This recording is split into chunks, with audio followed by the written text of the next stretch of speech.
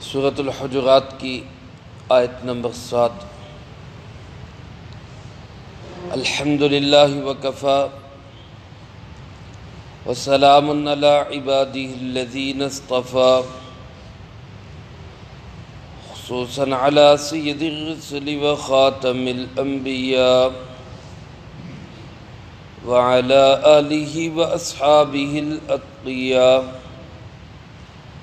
اما بعد فاعوذ باللہ من الشیطان الرجیم، بسم اللہ الرحمن الرحیم۔ واعلموا ان فیکم رسول اللہ لو یطیعکم فی کثیر من الامر لعنتم ولکن اللہ حبب الیکم الایمان وزینہ فی قلوبکم وکرہ الیکم الکفر والفسوق والعصیان، اولئک هم الراشدون، فضلا من اللہ ونعمہ، واللہ علیم حکیم۔ واعلموا ان فیکم رسول اللہ، اور یہ بات جان لو کہ بے شک تمہارے بیچ میں ہیں اللہ کے رسول صلی اللہ علیہ وسلم۔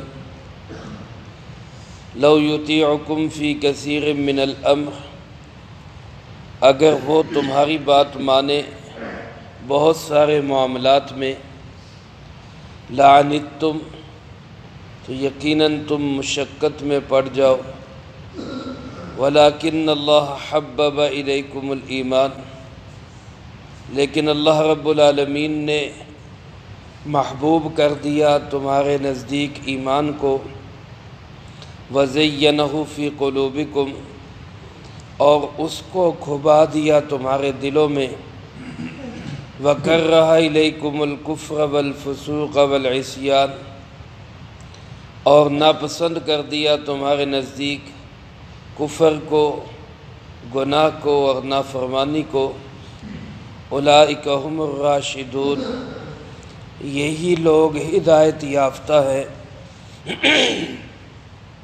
فضلا من اللہ ونعمہ، یہ اللہ کا بہت بڑا فضل ہے اور اس کی نعمت ہے، واللہ علیم حکیم، اور اللہ پاک جاننے والے اور حکمتوں والے۔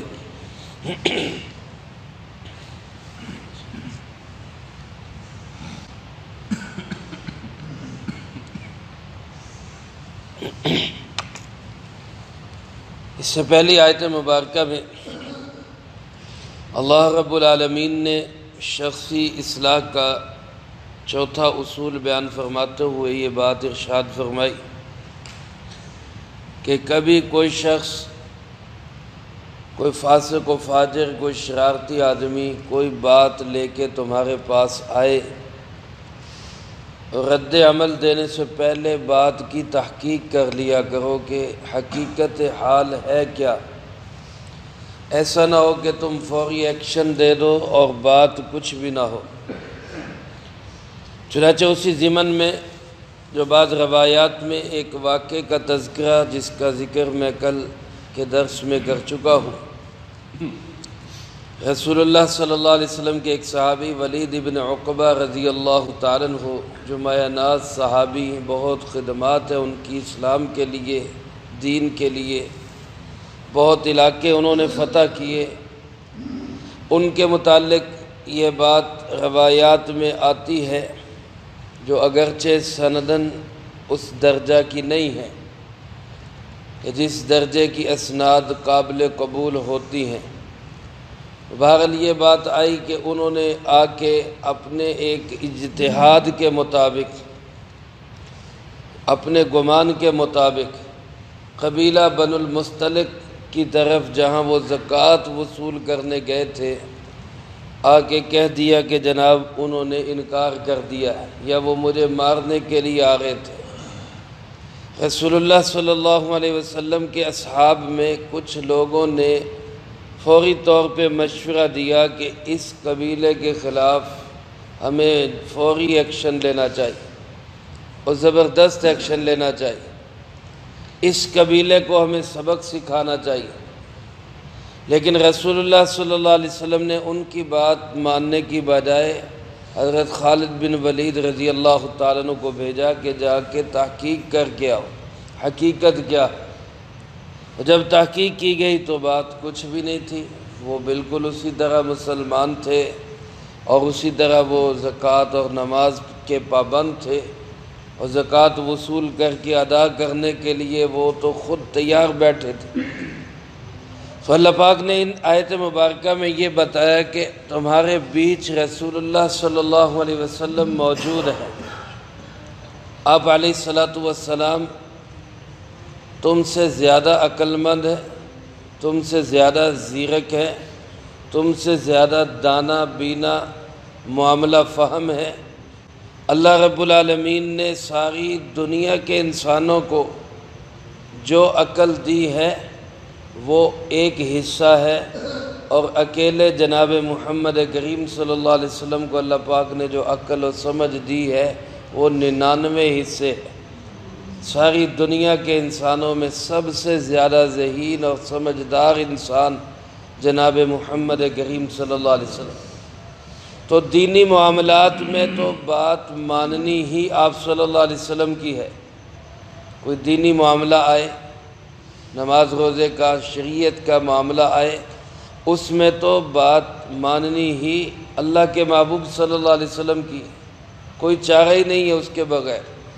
لیکن فرمایا اگر کوئی دنیاوی معاملات بھی آ جائیں تو ان میں بھی اپنی رائے اگر پوچھی جائے تو رائے ضرور دے دو، لیکن یہ کوشش نہ کرو کہ ہماری بات مانی جائے، بلکہ کوشش یہ کرو کہ دنیاوی معاملات میں بھی اطاعت و فرما برداری کس کی ہو؟ جناب محمد کریم صلی اللہ علیہ وسلم۔ اس کی وجہ یہ کہ اگر وہ تمہاری بات ماننے لگ جائیں، لو یطیعکم فی کثیر من الامر، اگر وہ ہر معاملے میں تمہاری بات ماننے لگ جائیں تو پھر تم خود مشقت میں پڑ جاؤ۔ دیکھو نا، وہ تو ایک ہے اور تم کئی ہو، صحابہ اکرام کی تعداد کم و بیش 1.5 لاکھ ہے، تم تو اتنے زیادہ ہو۔ اگر ہر بندہ اپنی رائے منوانا چاہے گا کہ جی میری بات مانی جائے، تو پھر 1 لاکھ 1.5 لاکھ بندے کی بات وہ ایک بندہ کیسے مانے؟ اور پھر سارے بندوں کی اپنی اپنی رائے، پھر عمل کس پہ ہوگا؟ تو تم خود مشقت میں پڑ جاؤ گے۔ اس کی بجائے اگر وہ 1.5 لاکھ بندہ ایک بندے کی بات مان لے، ایک جناب محمد کریم صلی اللہ علیہ وسلم کی اطاعت کر لے، تو اس میں سب کا فائدہ ہے، سب کا بھلا ہے، سب کی آسانی۔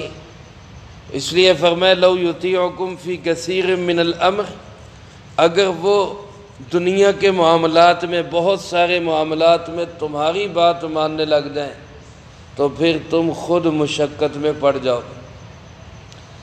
ایک ہو سکتا ہے کہ دنیا کے معاملات میں وہ تمہاری اطاعت کریں اور فائدہ ہو جائے، ایک یہ ہو سکتا ہے کہ تم ان کی اطاعت کرو اور خدا نہ خواستہ کوئی نقصان ہو جائے۔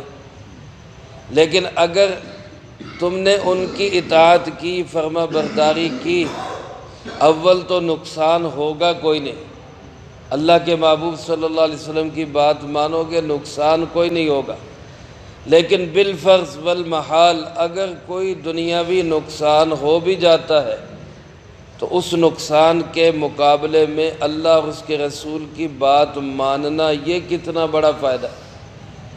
تو نقصان کے مقابلے میں کوئی حیثیت ہی نہیں رکھتا، اللہ اس کے مقابلے میں نقصان تو کوئی حیثیت ہی نہیں رکھتا کہ اللہ اور اس کے رسول صلی اللہ علیہ وسلم کی بات مان لی جائے، ہم اللہ اور اس کے رسول کے فرما بردار بن جائیں۔ اس سے بڑی اور کون سی چیز ہو سکتی ہے؟ یہ میرے بھائیوں صحابہ کے لیے بھی ہے، یہ میرے اور آپ کے لیے بھی۔ اگر کوئی معاملہ ہمارے سامنے خالصتاً دنیا کا معاملہ آتا ہے، لیکن اس میں دین کی، شریعت کی، اسلام کی، رسول اللہ صلی اللہ علیہ وسلم کی رائے ہماری سمجھ بوجھ کے مطابق نہیں ہے، اور ہم اپنی سمجھ بوجھ کو چھوڑ کر اللہ کے محبوب کی بات کو مان لیتے ہیں، اس میں کوئی نقصان نہیں ہوگا، یقیناً نہیں ہوگا، لیکن بالفرض ہمیں نظر بھی آئے تو اللہ اور اس کے رسول کی اطاعت اتنی بڑی چیز ہے کہ نقصان اس کے مقابلے میں کوئی حیثیت نہیں رکھتا۔ اس لیے فرمایا کہ اگر تم اللہ اور اس کے رسول کی بات مانو گے تمہارا بھلا ہوگا، اگر رسول اللہ صلی اللہ علیہ وسلم تمہاری بات ماننے لگ جائیں گے تو تم مشقت میں بھی پڑو گے، ہو سکتا ہے تمہیں گناہ کا سامنا بھی کرنا پڑ جائے۔ رسول اللہ صلی اللہ علیہ وسلم کی بات نہ ماننے کی وجہ سے جو گناہ ہوگا وہ یقیناً اس دنیا کے فائدے سے بہت بڑا گناہ ہوگا۔ اس لیے اپنے فوائد منافع کو چھوڑ کر اللہ اور اس کے رسول صلی اللہ علیہ وسلم کی اطاعت کرو۔ اللہ پاک فرماتے کہ یہ بات صحابہ کرام رضی اللہ تعالیٰ مجمعین میں نے ان کے دلوں میں رکھ دی۔ ہو سکتا ہے کسی کے دل میں یہ خیال آئے بعد میں، جیسے کہ آج کل بہت سارے لوگ صحابہ کرام رضی اللہ تعالیٰ مجمعین کو بھونک دیتے ہیں یا ان کے متعلق غلط الفاظ بول دیتے ہیں۔ تو میرے بھائیوں، اللہ پاک نے سند جاری کر دی۔ اس صحابہ ایسے تھے کہ وَلَٰكِنَّ اللَّهَ حَبَّبَ إِلَيْكُمُ الْإِيمَانَ، اللہ نے ان کے دلوں میں ایمان کو محبوب بنا دیا تھا۔ ان کے دلوں میں ایمان سب سے بڑی محبت والی چیز بن گیا۔ اور ایمان کیا ہے؟ کہ جو اللہ اور اس کے رسول صلی اللہ علیہ وسلم کہیں گے وہ ہمیں تسلیم ہے۔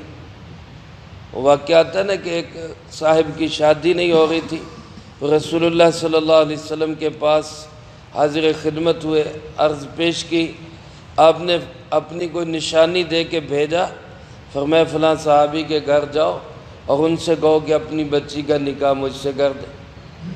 اب وہ صاحب ان کے دروازے پہ آئے، آ کے ان کو یہ بات کہی دروازے پہ، تو وہ کبھی ان کو دیکھ رہے ہیں، کبھی اپنے گھر کو دیکھ رہے ہیں کہ یہ غریب بیچارہ کوئی چیز نہیں اس کے پاس، اور میں مالدار اور میری بیٹی خوبصورت اعلیٰ، اس کے ساتھ میں بیعت ہوں۔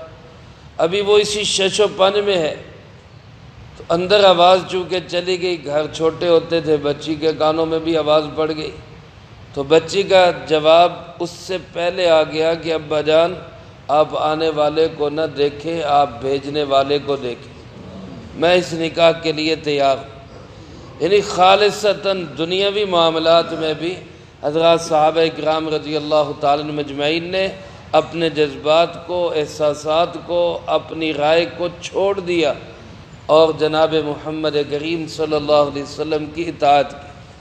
اللہ فرماتے یہ بات ان کے دلوں کے اندر میں نے کھبا دی تھی، زینہ فی قلوبکم، تمہارے دلوں میں نے اس بات کو مزین کر دیا، پیوست کر دیا کہ تم نے اطاعت کرنی ہے تو صرف کس کی کرنی ہے؟ رسول اللہ صلی اللہ علیہ وسلم کی اطاعت کر۔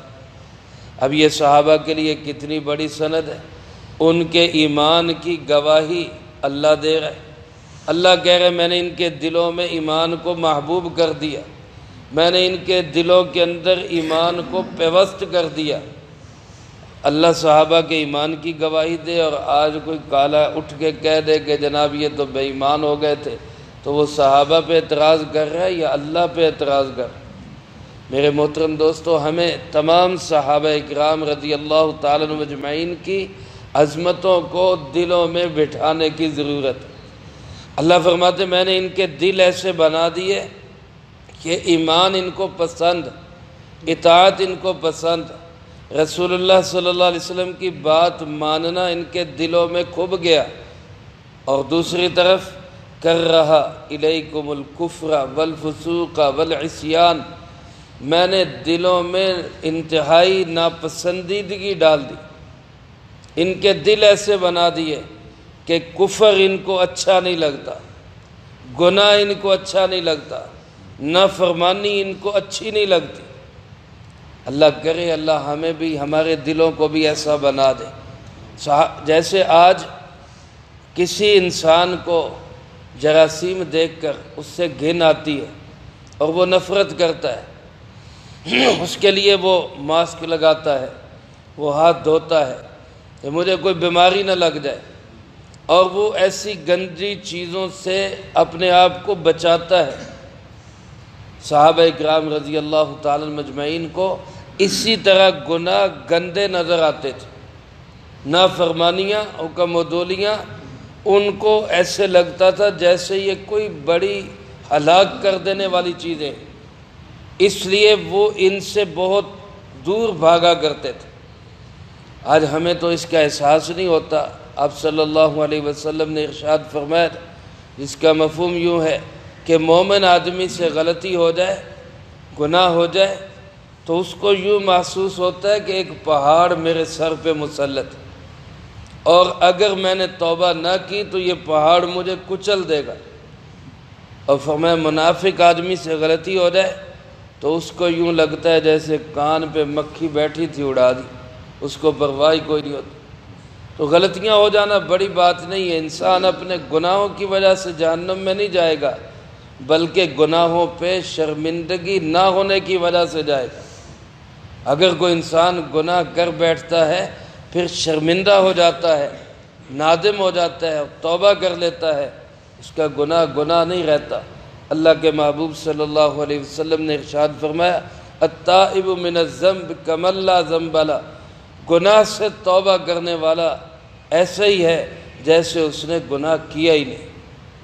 حقوق اللہ توبہ سے معاف ہو جائیں گے، حقوق العباد توبہ کے ساتھ تلافی سے معاف ہو جائیں گے، لیکن اگر ایک انسان میں ندامت ہی نہیں، شرمندگی نہیں، وہ گناہ کو گناہ ہی نہیں سمجھتا، اس سے بڑا بدبخت انسان پھر کون ہوگا؟